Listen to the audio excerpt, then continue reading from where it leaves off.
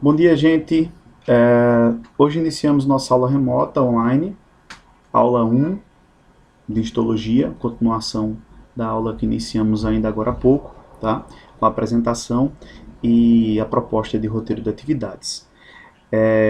Hoje é 1º de abril de 2020 e estamos na disciplina de Biologia Celular e Histologia. Bom, como foi acordado desde o início da disciplina, a Biologia Celular ficou a cargo do professor Jobson e a unidade de Histologia comigo, professor Eudécio Neco, ok?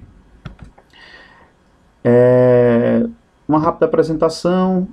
Eu sou graduado em Ciências Biológicas, mestre em Ciências Biológicas e, assim como vocês, estudante de Odontologia também.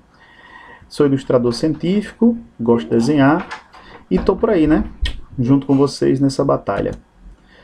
Bom, a gente falou um pouco sobre isso ontem. A teoria celular, ela é uma das bases, né, de toda unidade morfofisiológica, é justamente ter uma célula, né? E com os adventos do microscópio, foi importante que esses estudos fossem avançando cada vez mais, né? Então, o propositor dessa teoria, né, e estudioso foi o Robert Hooke, em 1665. Tá? E aí ele diz que todo ser vivo é composto por uma célula nessa teoria, né, como falamos, e que essas células se agrupam de acordo com a sua estrutura e função. Ok? Bom, mas há um agrupamento de células. E quando esse agrupamento de células acontece, o que é que se forma? Então nós temos a formação de um tecido. Tecido significa, né, uma palavra que vem do grego, que significa isto, significa tecido, trama, e logos, estudos. Então, histologia é o estudo dos tecidos. O termo tecido foi introduzido por uma francesa anatomista e fisiologista, Marie Bichat.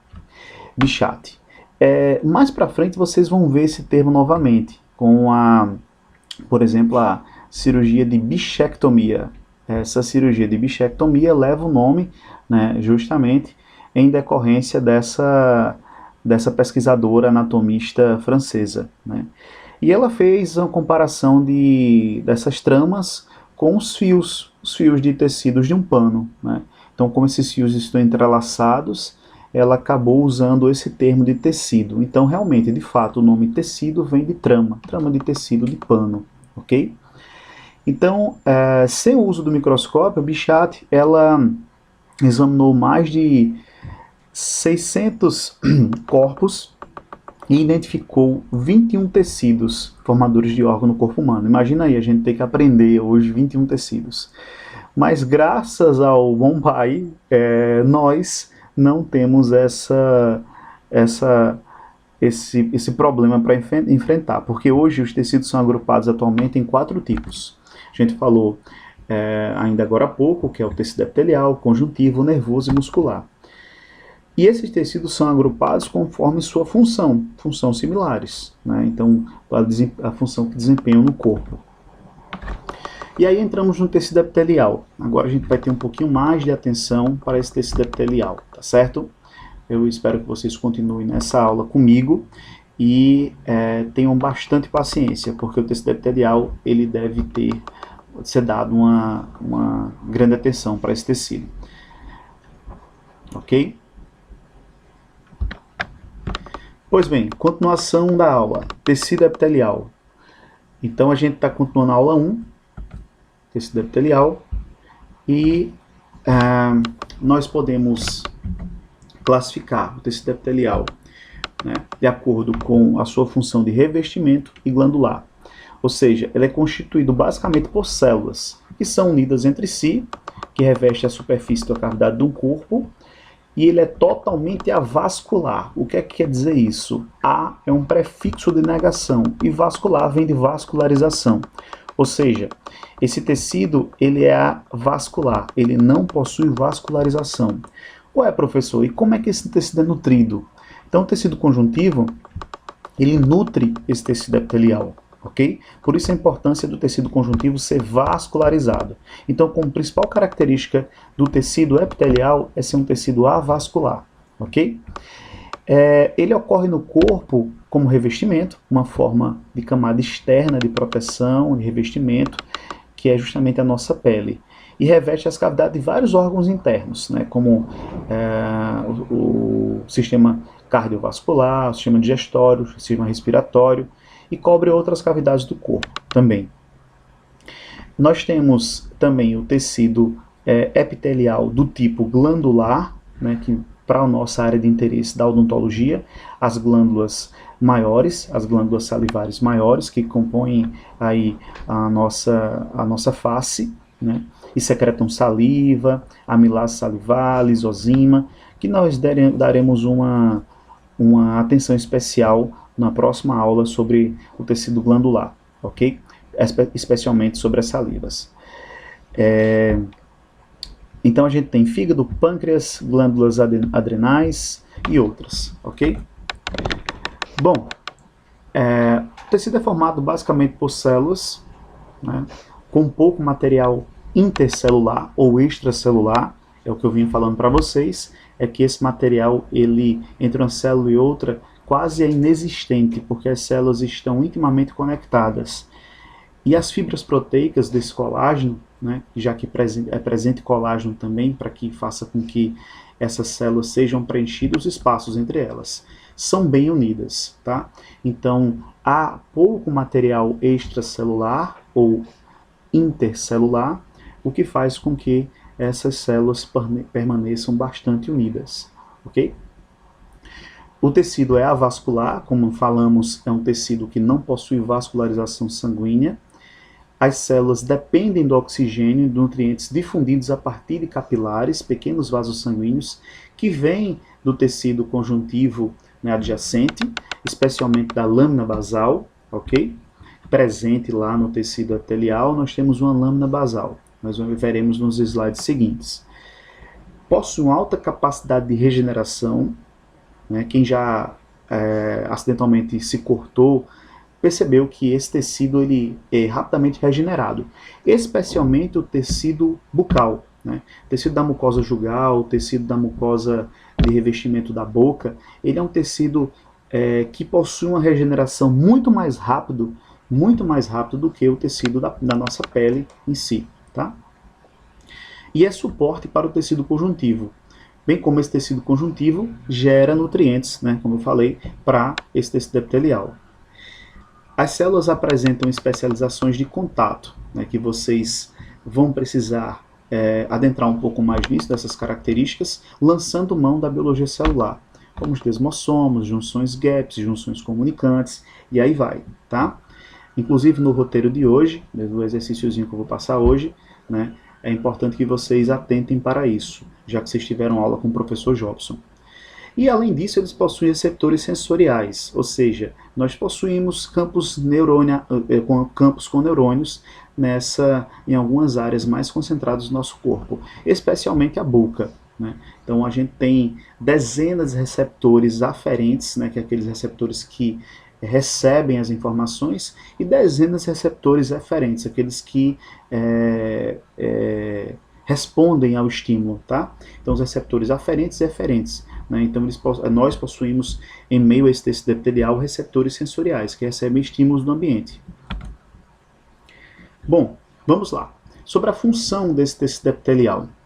Nós temos algumas funções. Eu gostaria que vocês me ajudassem a ligar essas funções aqui nessa brincadeirinha.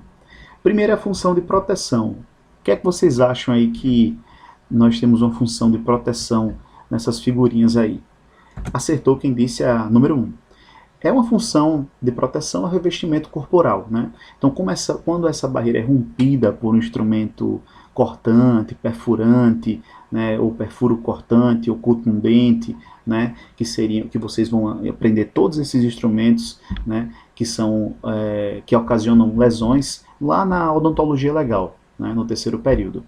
Então essas esses instrumentos podem romper, né, a proteção básica, que é a proteção inata, seria a barreira física da pele, né? Então, quando a gente rompe essa barreira física, nós temos justamente essa abertura de uma ferida.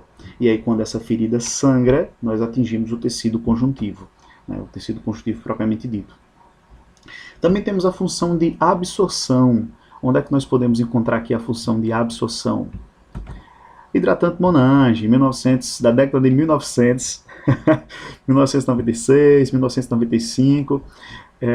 Quem viu a Xuxa aí fazendo propaganda aí do hidratante Monange, e olha que eu não estou ganhando nenhum royalties, nenhuma comissão por estar fazendo essa propaganda sobre hidratante. Mas, enfim, o hidratante ele é importante porque a nossa pele tem essa função de absorção. Então, quanto mais hidratada a pele estiver, né, por via extrínseca, que seria justamente por loções hidratantes, ou por o consumo de água, né, o consumo de água. Então, nossa pele tem essa função de absorção e manter-se hidratada, ok? Função de filtração. Quem acha aí que é a função de filtração? Sigam os frames aí, ó. 1, 2 e 3. Tirou a catoquinha lá do narizinho, levou a boquinha, né? Então, nosso tecido epitelial ele possui várias especializações. Uma delas é a presença de cílios anexados, né? São estruturas anexas ao tecido epitelial. E esses cílios estão presentes também nas cavidades das fossas nasais, né? Então, essas cavidades das fossas nasais têm por função captar impurezas, né, e secretar muco, né, para proteger o nosso aparelho respiratório, né? Então, assim, ele exerce sua função de proteção. Então, a gente pode observar aí justamente a filtração acontecendo e o nosso coleguinha ali levando até a boca, né? Que acontece muito em crianças, infelizmente. Beleza, continuamos aí com o número 4. Secreção, número 5, e excreção, número 4. E aí, vocês acham que são duas coisas iguais? O que é que vocês acham? Há diferença entre excreção e secreção? Pois bem, vamos começar com excreção. Excreção, ela tem uma função, né, fisiológica, a excreção. Então veja que a nossa amiguinha aí está suada nas axilas, né? Então, o suor exerce um resfriamento do corpo. Então exerce uma função, né, que é justamente o resfriamento do corpo. É colocado para fora, mas há uma necessidade fisiológica de resfriar o corpo, ok? A secreção também exerce função fisiológica, né? Aqui no número 5 nós temos o fígado e glândulas acessórias que podem liberar uma série de hormônios, né, possíveis para sintetizar ou eliminar algumas substâncias do nosso corpo que são úteis também. Alguns autores nem separam essa distinção entre secreção e excreção. O fato é que, nas duas circunstâncias, nós temos uma função fisiológica, ok? Beleza? E aí nós temos, por último, por eliminação, função sensorial. Tá certo que seu Madruga, quando ele belisca o Kiko, ele está beliscando o casaco do Kiko, né? O pijaminha de marinheiro dele. Para quem não sabe, é o pijaminha de marinheiro, tá? O pijaminha de marinheiro do Kiko. Então, o pijama não tem função sensorial, mas imaginemos que ele realmente estivesse beliscando, né, a pele desse Kiko. Como eu falei para vocês, o sistema nervoso está presente em meio ao tecido epitelial, né? Então nós temos neurônios, receptores aferentes. Então o Kiko ali estaria sentindo dor, então essa função é sensorial também. Beleza, gente? Então, as funções do tecido epitelial: proteção, absorção, filtração, excreção e secreção, vocês podem colocar como uma coisa só, tá? Não tem problema. E função sensorial. Agora nós vamos adentrar no tecido quanto aos seus estratos, quanto ao seu tipo de revestimento, se ele é um tecido simples ou se é um tecido estratificado, ok? Então, gente, antes de começar falando sobre o epitélio de revestimento, né, e quanto às suas camadas, é importante a gente perceber aqui a lâmina basal. A lâmina basal é uma fina camada de glicoproteínas que tem contato com o tecido conjuntivo. Perceba que a lâmina basal está identificada aí como, né, logo próximo à superfície basal. A superfície basal, que é a superfície do tecido epitelial. E logo abaixo nós vemos alguns risquinhos. Esses risquinhos aí é justamente a lâmina basal. E nós temos a superfície apical, tá? Então no tecido epitelial simples, preste bastante atenção nisso. No tecido epitelial simples, nós temos apenas uma camada. É como se nós tivéssemos um prédio de apenas um andar, né? Ou uma casa, né? Que é um térreo, por exemplo. Né? Então, por exemplo, só temos uma camada.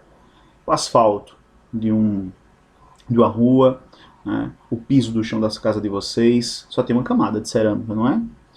Pois bem, já o epitélio estratificado, nós temos várias camadas. Então é realmente como se nós tivéssemos um prédio aí de vários andares. Né? Então 4 andares, 5 andares, até 18 andares. Cada camada dessa vai referir para a gente um andar. Por exemplo, primeira camada, primeiro andar. Segunda camada, segundo andar. Terceira camada, quarto andar e assim por diante, até chegar à superfície apical.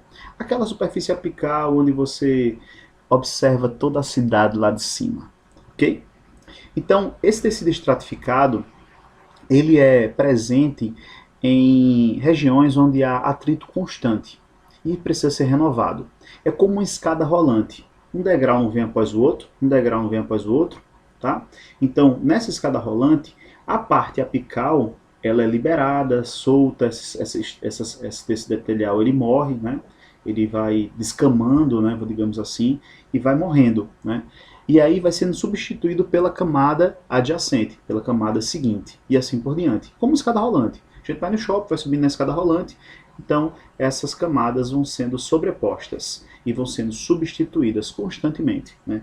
Nós substituímos essas camadas constantemente, ok? Então, basicamente, nós temos, quanto ao número de camadas, simples e estratificado. Simples, apenas uma camada, e estratificado, nós temos mais de uma camada, ok?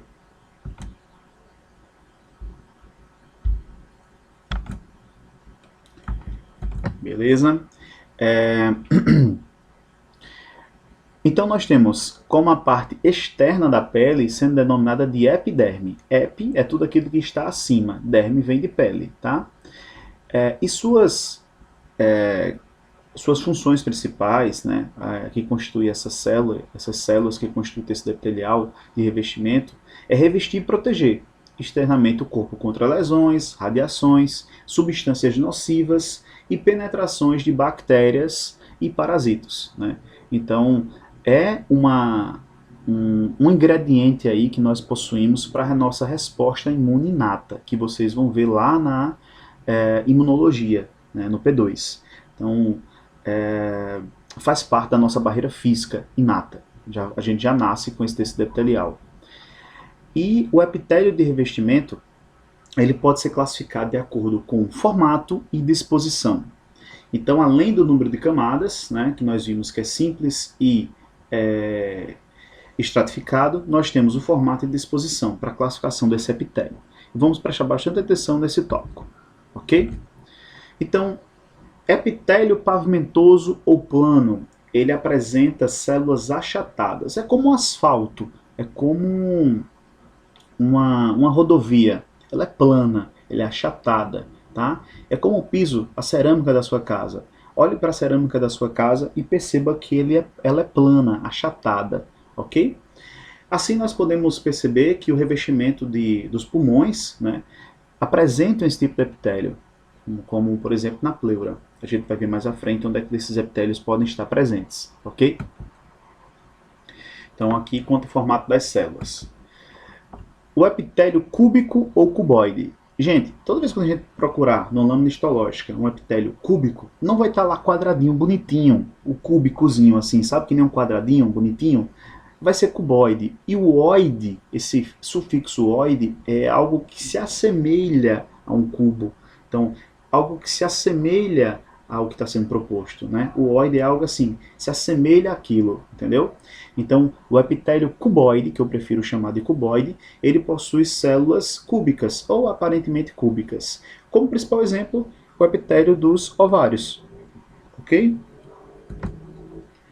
Ainda quanto ao formato, nós temos os epitélios, né, cilíndricos, colunares ou prismáticos.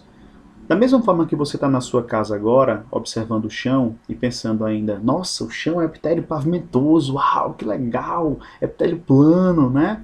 Agora olhe para a pilastra da sua casa, uma pilastra que segura, né, uma coluna que segura uma parte importante da sua casa, tá? Então, essa pilastra, ela vai ter um formato colunar, é uma coluna, né? Coluna que pode também ser chamada de formato cilíndrico ou prismático, tá? Eu prefiro realmente formato colunar, até mesmo para fazer analogia com a coluna presente nas nossas residências, por exemplo, né? Então apresenta células colunares ou cilíndricas, como por exemplo o epitélio, né, presente no estômago, ok? Já o epitélio de transição, ele é um epitélio especial, digamos assim, né? Porque ele possui um formato variado. Como é que seria isso? Ele possui células que variam conforme a sua disposição. Por exemplo, se você acabou de beber água, você não aguenta mais ficar em casa. Vai na geladeira, bebe água, bebe um suco, volta, senta, estuda. Vai na geladeira, bebe água, bebe um suco, volta, senta, estuda. O que é que vai acontecer com sua bexiga? Vai encher. E esse epitélio presente na sua bexiga é um epitélio que nós chamamos de epitélio de transição. Ele incha conforme o volume de urina está presente dentro da sua bexiga e vai ser esvaziado conforme você for ao banheiro fazer o seu pipizinho, tá certo? Então é um epitélio de transição, porque ele varia conforme o formato, né? De encher e esvaziar. E quanto ao número de camadas? Nós temos epitélio simples, mais uma vez, que apresenta apenas uma única camada celular, e nós temos o epitélio estratificado, que apresenta mais de uma camada, como por exemplo, né, a epiderme. É o exemplo mais clássico, tá? A epiderme e o epitélio bucal, que apresenta aí várias camadas, ok? Essas camadas vão ser substituídas constantemente. É como se a gente tivesse um prédio de 3 andares, e aí o primeiro andar, né, o último andar, o terceiro andar, por exemplo, fosse destruído e fosse substituído pelo segundo andar. E aí o segundo andar fosse substituído pelo primeiro andar. Então, como escada rolante, né? Então a gente vai tendo essas camadas sendo substituídas constantemente. E isso é o que dá a renovação celular, né, ao nosso epitélio. E o epitélio pseudoestratificado. Olha só, pseudoestratificado. Quem já percebeu nessas minhas aulas de histologia, como capa eu coloco o epitélio pseudoestratificado para que vocês possam observar. Esse epitélio pseudoestratificado ele é interessante. Vocês sabem o que significa a palavra pseudo? Pseudo significa falso. Ou seja, e estratificado significa vários estratos. Então o que é isso, professor? Esse epitélio ele é falsamente estratificado? Exatamente isso. Então ele possui vários estratos, na verdade ele possui apenas um extrato, sendo que dá essa falsa impressão de estratificação. Por quê?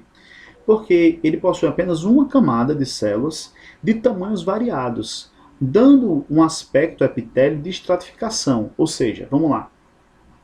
A gente pode pegar, por exemplo, né, uma célula que possui um formato mais alongado, um formato caliciforme, outra célula que possui um formato colunar, outra célula que possui um formato mais robustinho, pequeno, outra célula mais delgada. Então isso tudo está presente no epitélio só, né? E essa nuance do tamanho das células e o formato delas é que dá o observador, na microscopia, a ideia de que é um epitélio pseudoestratificado, pelas variadas formas de tamanhos das células. E, como se não bastasse, o núcleo dessas células, que vai ser corado, né? Esse núcleo vai ser bem corado. Esse núcleo, quando ele é corado, ele vai apresentar uma célula sendo mais alto, outra célula sendo mais baixa. Em outra célula sendo mais alto, outra célula sendo mais baixa, outra célula sendo no meio. Então esse núcleo vai variar de acordo com o formato dessa célula. Ou seja, é que nem eu pegasse vocês, um monte de marmanjo aí na sala, um monte da garotada na sala, das meninas também, colocasse assim na frente da turma e representasse o epitélio pseudoestratificado.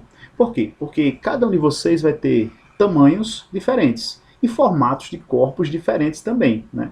Então, imagina eu, mais cheinho, mais baixinho, em contrapartida eu tenho um cabo de 18 anos de idade do meu lado, que é magro, alto, forte, né? O tamanho do mundo. Não precisa nem pegar outro exemplo, só o professor Jobson mesmo, né? Bota eu e o professor Jobson um do lado do outro, o gordo e o magro. Então, mas nós fazemos parte do mesmo epitélio, né? E isso dá a falsa sensação de estratificação, como se a posição que eu ocupo fosse um primeiro estrato, e a posição que Jobson ocupa, por ser mais alto, fosse o segundo estrato. Mas não, todos nós estamos no mesmo estrato. Por isso que é pseudo-estratificado. Então imagina uma fila para receber aí o salário, né? Vocês já devem ter visto andando por aí um monte de gente aglomerada pela cidade, né? Esperando a Caixa abrir ou o Banco do Brasil abrir.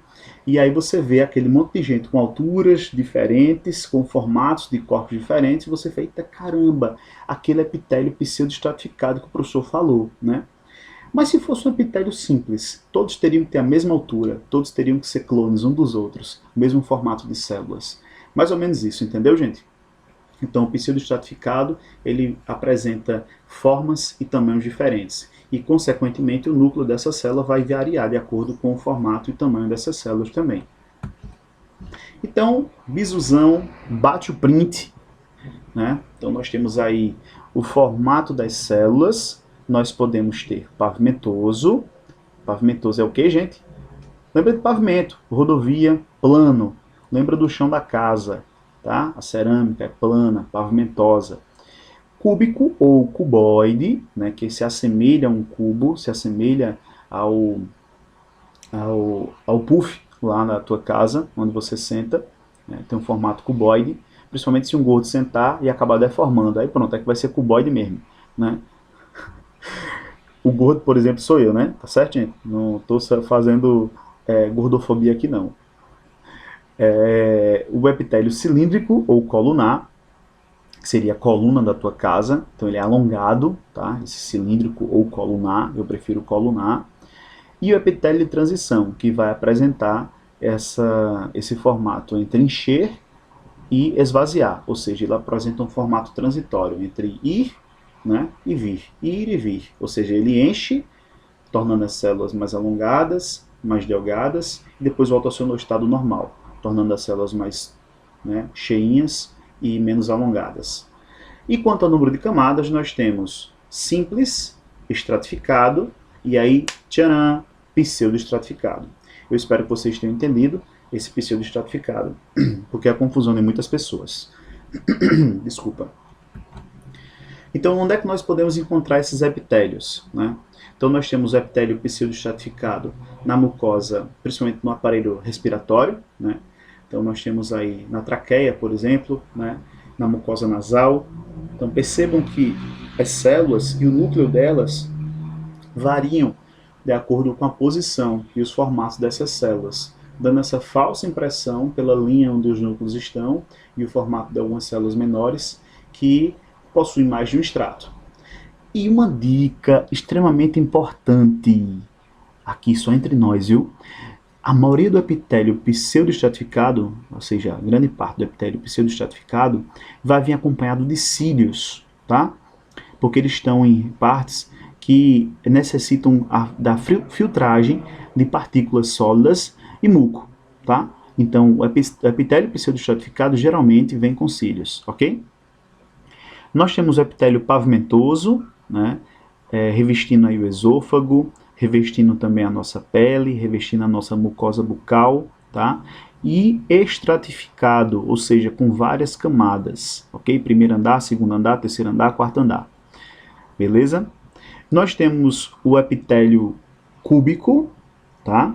Esse epitélio cúbico, perceba que as células são cuboides, então não é um quadrilátero, né, com todos os lados iguais para formar um cubo, mas sim assemelha-se a um cubo, né? Então nós percebemos aí que as células elas são cuboides. Cada pontinho desse é um núcleo, tá? E o citoplasma, o núcleo está corado em rosa, e o citoplasma está corado e um rosinha mais claro, né? Quase esbranquiçado aí, né?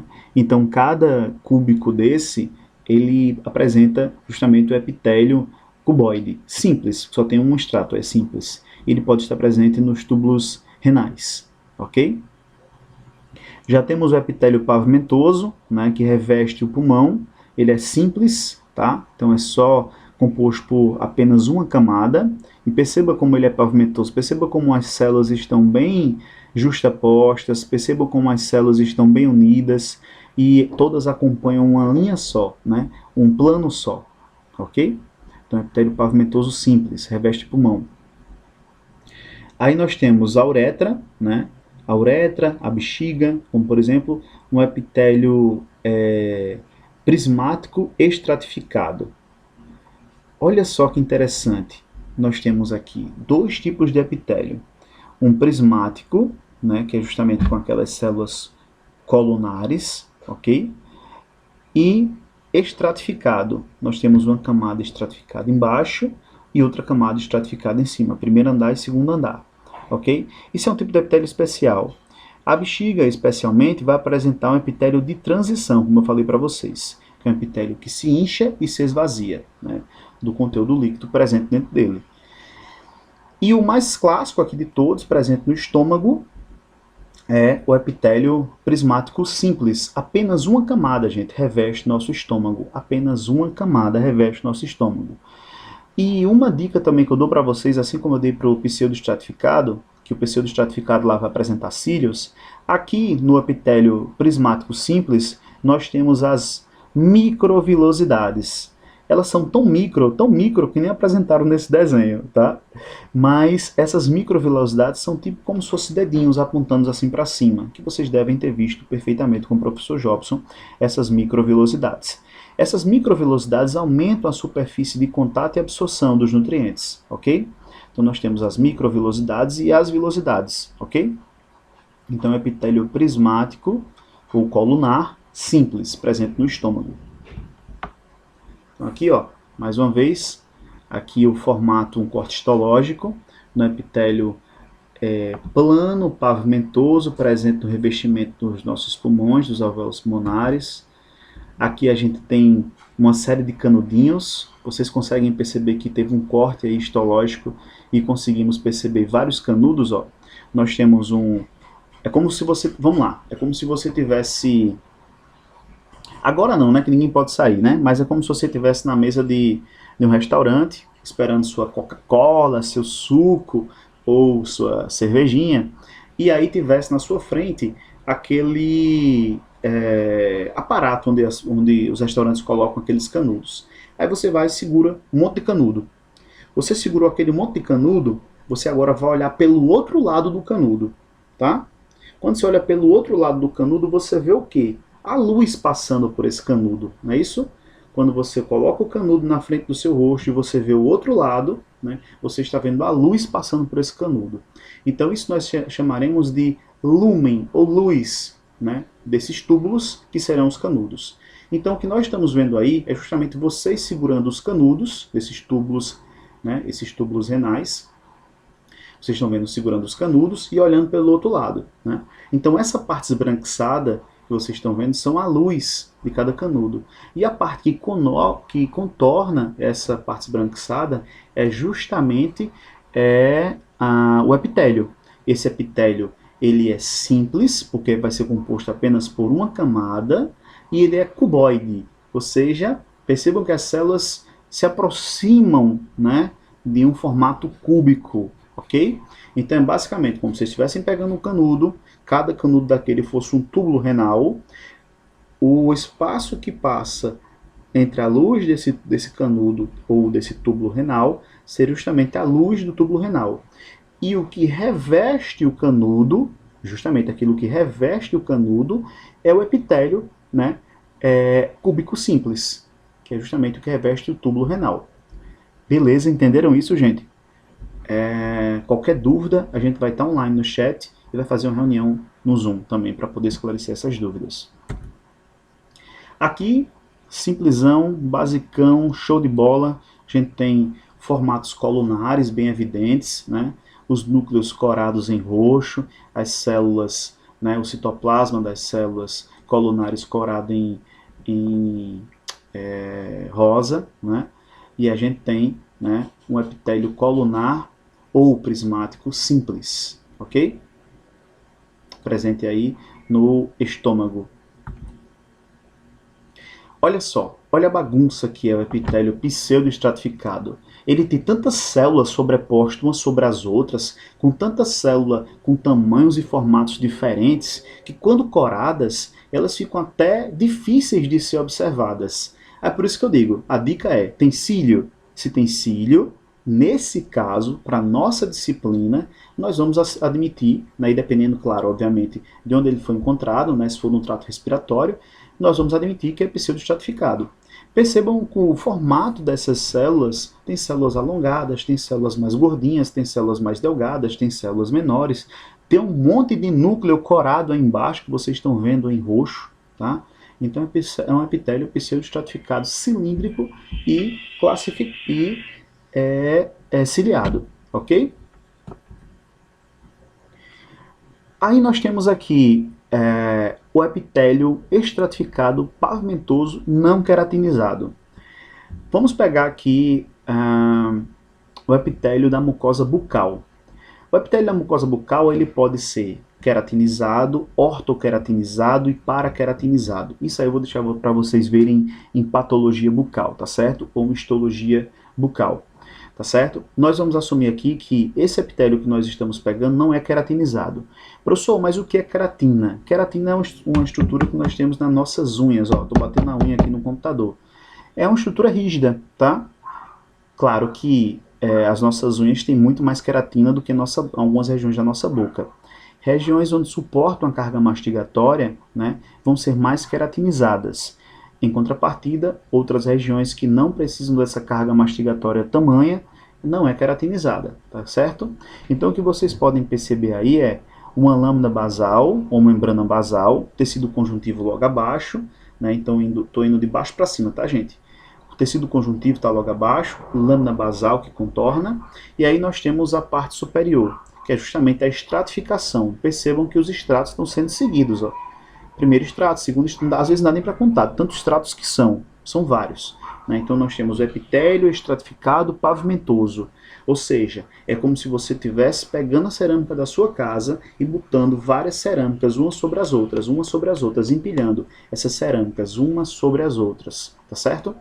Isso é que vai dar para a gente essa conotação, né, de epitélio estratificado, que é justamente esse número de camadas, né, adjacentes. Então ele dá uma proteção às áreas adjacentes sujeitas aos atritos, justamente porque ele precisa ser constantemente renovado, ok?